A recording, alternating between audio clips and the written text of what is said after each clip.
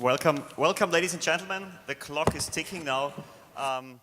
Once again, very warm welcome from my side here at this Contact Mechanics conference, talking today about advanced maintenance strategies for improved squat mitigation.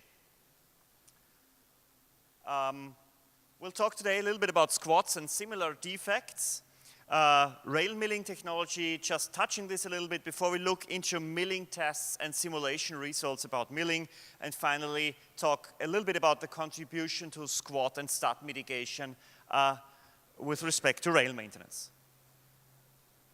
So, as indicated in the keynote, squats are a well-known problem since the 1950s. They started to reappear in the 1990s, mostly epidemic.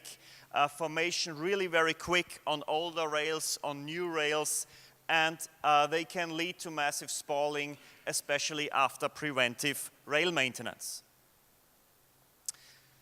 Superficial similarity to these old squats, characteristics: no plastic deformation or very low plastic deformation, very fast formation, 10 mgd, and you have the full-grown defect, low wear conditions, and again, as shown before, not directly related to rail brakes. However, if you have in the vicinity another RCF defect, this can then cause breakage. And so far, preventive rail maintenance strategies have proven not to be successful. Again, a few remarks about the name. It is a kind of different defect to what was seen in the 70s, 80s, and 50s, so why not give it also a different name to highlight that it's different. All kind of names have been introduced, and I will refer to this defect as a stud defect, just to highlight it is a different defect, and stud is a very short and crisp way of saying it. There are several or a lot of research is done on characterizing how do squats form, how do they grow, what can be done against this. There's a summary in my paper about this if you want to read more, but I would like to refer to this squat damaged staircase model because this really highlights how complex this problem is. An initiation point is required. We need to have contact conditions that are very unfavorable, high stress because of wheel and rail shape, low wear environment, high traction conditions. Again, the question, what is the impact of varying friction conditions here? And of course, stiff rail wheel systems.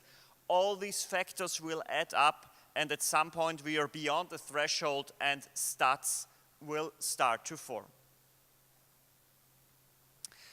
A few words about milling and rail milling. So milling was introduced in the 19th century for all kind of work pieces. When looking at rail milling, this is a non-abrasive rotationary cutting process where chips are cut out of the rail surface. Heat transfer goes into the chips and the milling tools. It's a spark and dust-free process which allows flexible metal removal rates, and usually these milling machines also have a polishing unit included for optimized surface finish.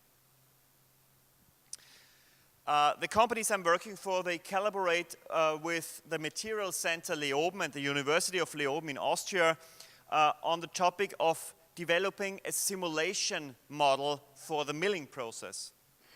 And our partners developed a 3D and 2D simulation model so that we are able to simulate the full milling process. There will be a presentation in session 3.2b on Wednesday that will focus on the model. My presentation here today will focus on the verification of the simulation results by field tests with special focus on the surface conditions. What the simulation model very nicely showed, and especially the 2D simulation, when looking at the temperature development over the milling time, we could show that most of the temperature goes into the milling tool, goes into the chip, and the rail surface itself stays well below the austenitization temperature, well below the temperature where material transformation will occur. So we tried to verify this with a series of field tests. First, we took a sample from track with a certain damage condition referred to as condition 0. Then we did some milling on a track and immediately removed the rail after the milling operation, condition 1. We did some milling and the rail stayed in track at an infrastructure owner for about 11 days of light traffic. Then we removed the rail, condition 2. And finally, condition 3, the rail stayed in track 7 months after rail milling, and then we removed the rail. What you see here is the untreated condition, rail from track with an unknown history. To be fair, we didn't know what happened there really. We can see, by looking at this, we saw cracks in the transversal and longitudinal micrograph. We also did eddy current measurements prior to removing these rails from track. Eddy current measurements indicated about 1.5 millimeter of crack depth, and this is kind of confirmed by the results here. What was a bit of a surprise for us, when we looked closer at these rail samples and the metallographic structure, we found that this was not R260 but R220 rail grade, which can easily be seen because of the grain boundary ferrite that's all over the microstructure. Condition number 1 was the rail that was removed right after the milling operation. This was rail grade 260. Again, eddy current indicated about 0.5 millimeter of damage on this specific rail. So 1 milling pass was done with about 0.9 millimeter metal removal to be sure that we remove all the damage.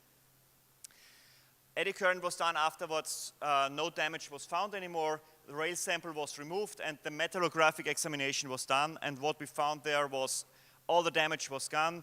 We couldn't find a trace of a material transformation, and also we observed that the rail surface was also on the micrograph very, very smooth. The next condition was the rail sample that we had in track for 11 days, and as said, light traffic, and 11 days of light traffic are roughly 0.1 mgt. Again, prior to rail milling, eddy current indicated 1.5 millimeters. So we removed about 2 millimeter with the milling machine. When we went through this area again with the eddy current right after the milling, we still found some spots where we had some slight indication of damage. However, where we took the micrographs, we saw kind of a similar picture. No damage could be found at these small sections. No material transformations were visible, and again, a very smooth rail surface. Condition number 3, work in progress. As always with such projects, you get some delays, so we could remove the samples after 7 months from track, corresponding to 2.3 mgd of traffic, but sample preparation is still in progress. They are already cut in pieces, but they still need to be analyzed. So we will be happy to include these results in the journal paper, but I can't tell you more about this here. So we already heard a lot about wide etching layers. So what is a wide etching layer? Per definition, this is an area that is not etched by a 3% nitrile acid, and therefore will appear white in a light microscope, as you can see there. These are hard and brittle layers, and basically there are 2 formation strategies or theories. The first one is thermal transformation. You heat your material above the austenitization temperature, cool it very quickly, and then a martensitic structure is formed. Or by severe plastic deformation, by deforming the pearlitic microstructure really very, very severely, that this gets destroyed and the carbon gets in solution, resulting in a similar hard layer. And of course, there can be a combination of both of these formation mechanisms dependent on what is acting between wheel and rail. So, wide etching layers, the origins can come from vehicle traction, accelerating or braking, and they can come also from rail maintenance activities.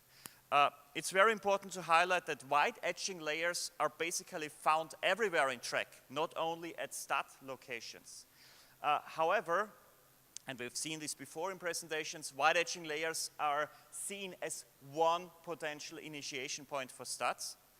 And with respect to this, there are still multiple open questions.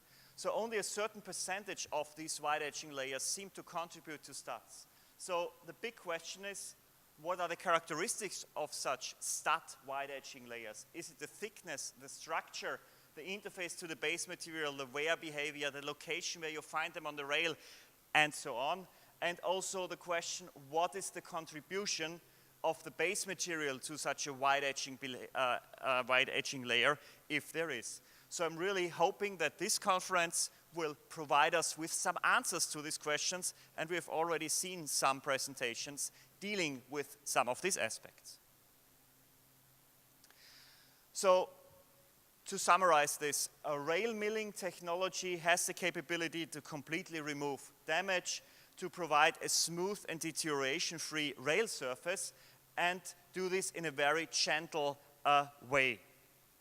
This is indicated by simulation results and track samples. And with respect to stud mitigation, rail milling is capable of completely removing the defect, so introduce the right amount of wear into the system, precisely adjust the profiles, thereby reducing the contact stresses, and remove all initiation points, and very importantly, not introduce any new initiation points. I would like to highlight that this is just a contribution, but not a solution. In order to solve these problems, we need to consider all the steps in the staircase that is shown there. Perhaps even consider some steps that we do not think of right now. And we need to do this in a collaborative approach. The infrastructure owners, the industry, research centers, and universities need to work together to really provide a solution on a system level for this complex problem. With this, thank you very much for your kind attention, and I'm looking forward now to answer your questions. Thanks.